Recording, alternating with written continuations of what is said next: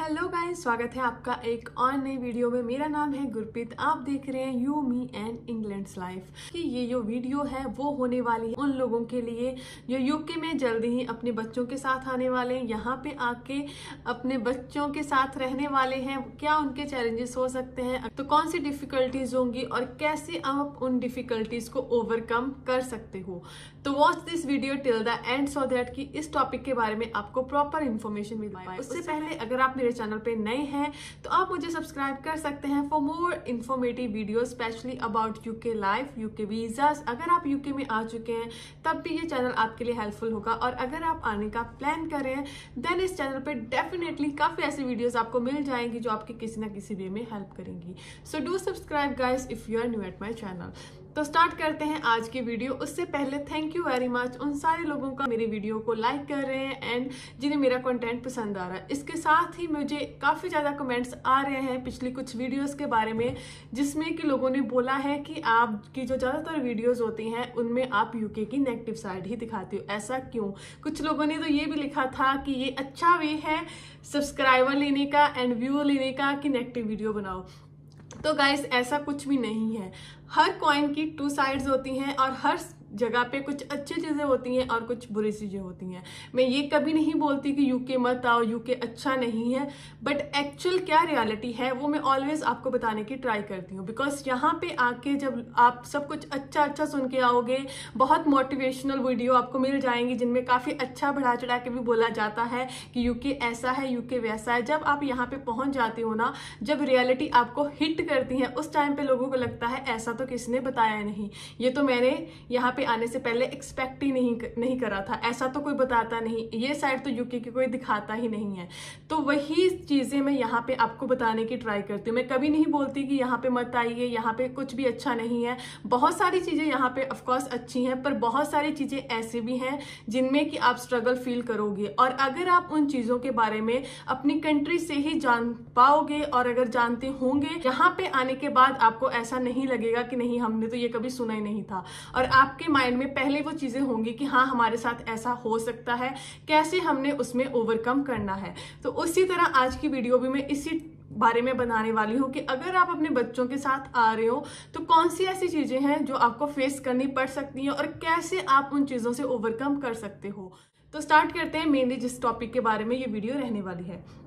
तो आज की वीडियो होंगी डिपेंडेंट के बारे में, स्पेशली बच्चे जो लोग यहाँ पे अपने एज ए डिपेंडेंट लाते हैं, बिकॉज यहाँ पे काफ़ी वीज़ा कैटेगरीज होती हैं जिनमें आप बच्चे ला सकते हो। स्टूडेंट वीज़ा ऑफकोर्स एक मोस्ट फेमस कैटेगरी है जिसमें कि अभी तक जनवरी तक आप अपने बच्चे साथ में ला सकते हो।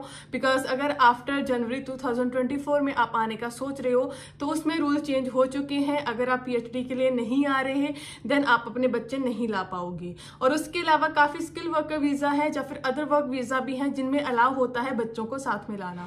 और गुड थिंग ये है कि अगर आप अपने बच्चों को यहाँ पे लाते हो ऑन डिपेंडेंट वीजा, तो यहाँ पे बच्चों के जो भी राइट हैं, यहाँ पे स्टडी से लेके ईच एंड एवरीथिंग, बेनिफिट की बात मैं नहीं करी, राइट्स की बात कर रही हूँ, वो यहाँ पे आपको मिलेंगे, आपके बच्चों को मिलेंगे। आपके बच्चे यहाँ पे अच्छे स्कूल में एजुकेशन ले पाएंगे। तो अब बात करते हैं क्या चैलेंजेस। अगर मैं चैलेंजेस की बात करूं, डिफिकल्टीज की बात करूंगी ना, तो सबसे पहले जो मेन डिफिकल्टी आती है वो आती है यहाँ पे वर्क लाइफ बैलेंस को लेके। तो वर्क लाइफ बैलेंस की डिफिकल्टी क्या होती है, मान लीजिए कि आप यहाँ पे आ रहे हो स्किल वर्कर वीजा पे, जो कि मोस्टली इस टाइम पे लोग आ रहे हैं, और उनमें से 90% जो मेन एप्लीकेंट होते हैं स्किल वर्कर वीजा के वो होती है वाइफ। तो अगर वाइफ मेन एप्लीकेंट है तो उसे वो काम करना पड़ेगा जिस भी कैटेगरी में आपने स्पॉन्सरशिप ली है। बहुत सारे लोग इस टाइम पे हेल्थ केयर में आ रहे हैं, तो हेल्थ केयर की जो टाइमिंग होती है जॉब की वह 7 से लेकर रात के 11 बजे तक होती है अगर आप डोर टू डोर कर रहे हो। और अगर आप लिव इन केयर या फिर केयर होम वगैरह में कर रहे हो तो जो आपकी शिफ्ट है वह 7 बजे से लेकर रात के 9 बजे तक हो सकती है, रात के 9 बजे से लेकर सुबह 7 तक हो सकती है। तो एज पर रोटा आपकी टाइमिंग कोई भी हो सकती है, कोई भी शिफ्ट आपको मिल सकती है। अगर आपको इसके बारे में डिटेल में जानने में मैंने ऑलरेडी वीडियो बनाई हुई है तो आप उसे देख सकते हो, बिकॉज इसमें मैं ज्यादा इस चीज के बारे में बात नहीं करने वाली। तो बिकॉज आपकी जो टाइमिंग होती है ऑलरेडी आपके कॉन्ट्रैक्ट में मेंशन होती है, आपने कॉन्ट्रैक्ट साइन करा हुआ होता है, तो बहुत रेयर केसेस में आपको प्रेफरेंस मिलती है कि आप बता पाओ कि आपका बच्चा है, आपके सेकंड डिपेंडेंट ने जॉब करनी है, इस टाइम तक आप जॉब कर सकते हो, इस टाइम पे नहीं कर सकते। बिकॉज कंपनी आपको डायरेक्टली बोलेगी कि आपने स्पॉन्सरशिप ली है, आपको काम करना पड़ेगा, हम एज पर योर कन्वीनियंस रोटा नहीं बना सकते।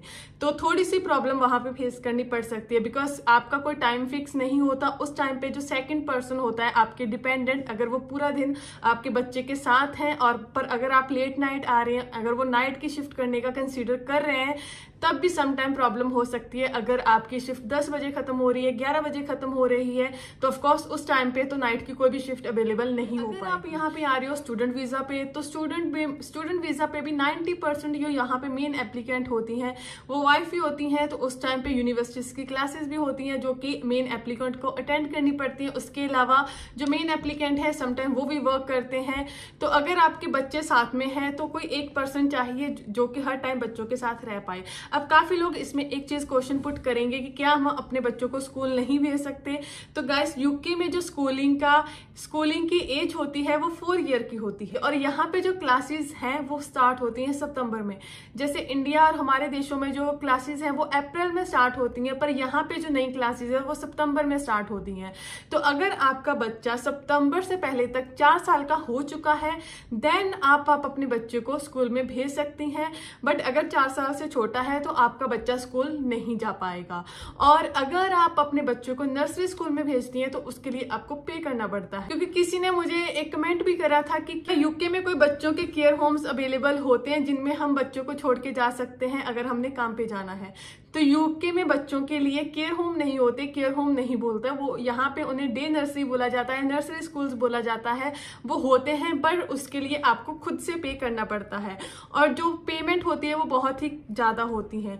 कुछ की तो ऐसे होती है 50 to 60 पाउंड पर डे होती है, और ऑन एन एवरेज जो मंथली उनके एक्सपेंसेस होते हैं वो अराउंड 1400 पाउंड रहते हैं। और अगर आप कोई हेल्थ केयर जैसी फील्ड में जॉब करने के लिए आ रहे हैं तो एक पर्सन की सैलरी 80 to 90% सैलरी ऑफकोर्स उन बच्चे की डे स्कूल में ही जाएगी, बच्चे की नर्सरी स्कूल में ही चली जाएगी। तो उसके बाद आपके पास बचेगा क्या? और इन केस अगर आपका सेकंड डिपेंडेंट को अच्छे से जॉब नहीं मिल पा रही, देन आप बहुत ज्यादा सफर करोगे। ओवरकम कैसे कर सकते हो, इसमें क्या सोल्यूशन हो सकते हैं? तो यहाँ पे यूके में काफी डे नर्सरीज ऐसी भी होती हैं जो कि चर्च होल्ड करता है, जो कि चर्च की तरफ से होती हैं, बट कुछ लोग उनमें अपने बच्चों को भेजना प्रेफर नहीं करते due to religious reason, because वो नहीं चाहते कि उनका बच्चा चर्च के डे नर्सरी में जाए। अगर आपको ऐसी कोई प्रॉब्लम नहीं है तो आप अपने बच्चों को डे नर्सरी में भेज सकते हैं। ऐसा नहीं है कि वो फ्री ऑफ कॉस्ट है, उसके लिए भी आपको चार्ज करना पड़ेगा, जो कि अराउंड 30 to 40 पाउंड के बीच में रहेगा, जिसमें कि आपके डे के एटलीस्ट 10-20 पाउंड बच जाएंगे। पर वो आपको फाइंड करना पड़ेगा किस सिटी में आप आ रहे हो, कौन से डे नर्सरी स्कूल्स अवेलेबल हैं आपके अराउंड एरिया में। जो सेकंड ऑप्शन हो सकती है वो यहाँ पे प्राइवेट नैनीज की हो सकती है। यहाँ पे काफी लोग ऐसे भी हैं जो प्राइवेट नैनी केयर प्रोवाइड करते हैं, पर अगर वो प्रोफेशनल है तो उनके चार्जेस भी कम नहीं है, वो भी आपको आवरली रेट पे करना पड़ेगा। उनसे ज्यादा अच्छी ऑप्शन ये होती है कि यहाँ पे काफी जो कम्युनिटी की ओल्ड लेडीज होती हैं, स्पेशली जो कि रिटायर होती हैं, वो ये काम करती हैं, जिन्हें ये एक्सपीरियंस होता है। तो उनकी जो चार्जेस है वो काफी कम होते हैं as compare to day nursery, as compare to professional nannies. जो उनके प्राइजेस होते हैं वो सम टाइम 500 से लेके 700 के बीच में वेरी कर सकते हैं। पर उस चैलेंज यही है कि आप कोई ऐसी लेडी को फाइंड कर पाए जो कि आपके बच्चों को अच्छे से संभाल पाए।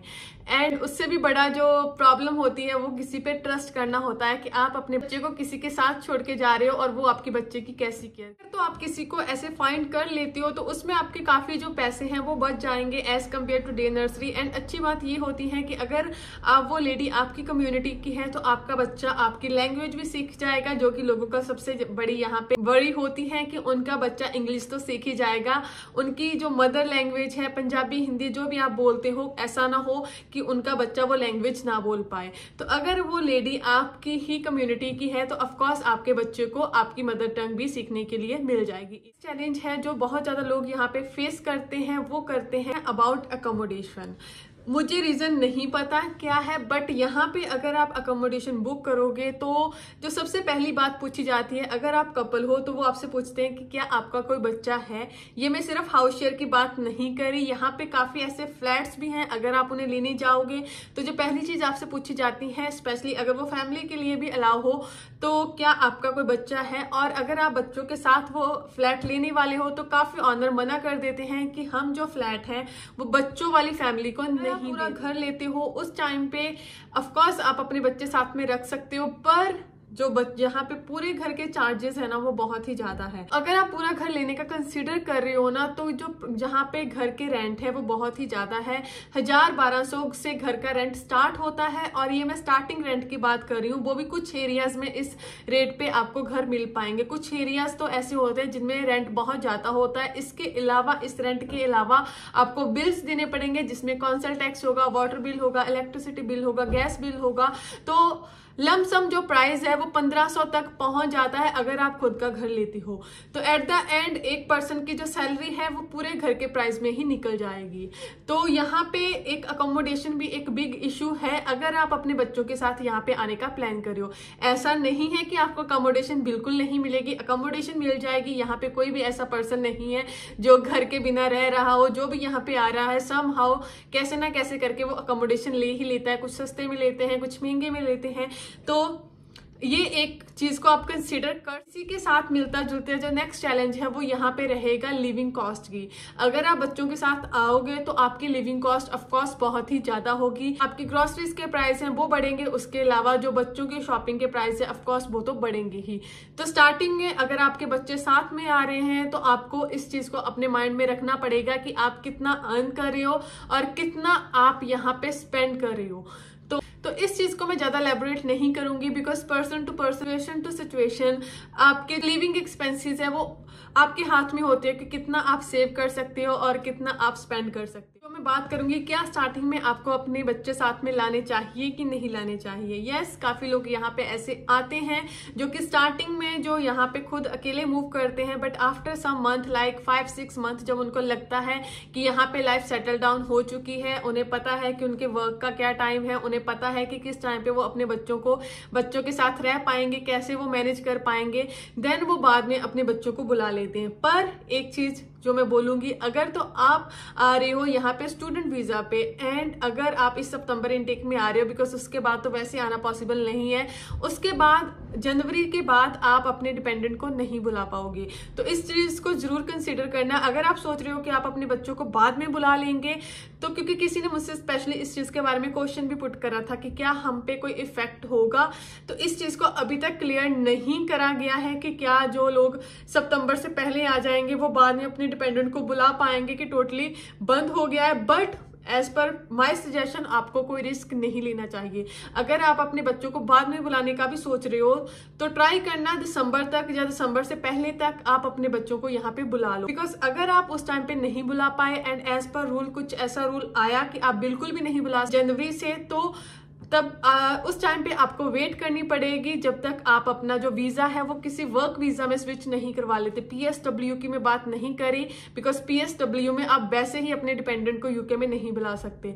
तो जब तक आपको लॉन्ग टर्म वीजा पे जिसपे डिपेंडेंट अलाउ है आप अपना वीजा स्विच नहीं करते, तब तक आपके बच्चे आपके पास नहीं आ पाएंगे। पर अगर आप यहाँ पे वर्क वीजा पे आ रहे हैं देन ऐसा कोई रूल नहीं है। उस टाइम पे आप यहाँ पे सेटल डाउन होने के बाद अपने बच्चे बुला सकते हैं। ये कोई इतना ईजी काम नहीं है कि आप अपने बच्चे छोड़ के अकेले आ जाओ। As a mother father, as a parents, ये बहुत ही मुश्किल डिसीजन होने वाला है। ऑफ कोर्स अगर मेरा भी बच्चा होता, मैं भी मदर होती, तो मैं भी सोचती कि नहीं मुझे अपने बच्चे को छोड़ के। लोग ये चीज करते हैं अपने बच्चों के बेटर फ्यूचर के लिए, बिकॉज स्टार्टिंग की स्ट्रगल में अगर आपके बच्चे यहाँ पे नहीं है तो आपके लिए थोड़ा सा इजी हो जाता है यहाँ पे अपनी लाइफ को बैलेंस करना, यहाँ पे अपने आप को सेटल डाउन करना। होपफुली आज की वीडियो के थ्रू आपके काफी ज्यादा डाउट क्लियर हो गए होंगे। स्टिल अगर आपका कोई डाउट है तो मुझे कमेंट सेक्शन में मेंशन कर सकते हो। उसके अलावा आप मुझे फॉलो कर सकते हो ऑन इंस्टाग्राम, आप मेरा फेसबुक का ग्रुप भी ज्वाइन कर सकते हो। एंड अगर आप यूके लाइफ के बेस पे ब्लॉगिंग देखने में इंटरेस्टेड हैं तो आप मेरा सेकंड चैनल भी सब्सक्राइब कर सकते हो। और इन सारी चीजों का जो लिंक है वो नीचे डिस्क्रिप्शन में आपको मिल जाएगा। तो मिलते हैं नेक्स्ट वीडियो में। Till then keep subscribing, keep supporting, bye.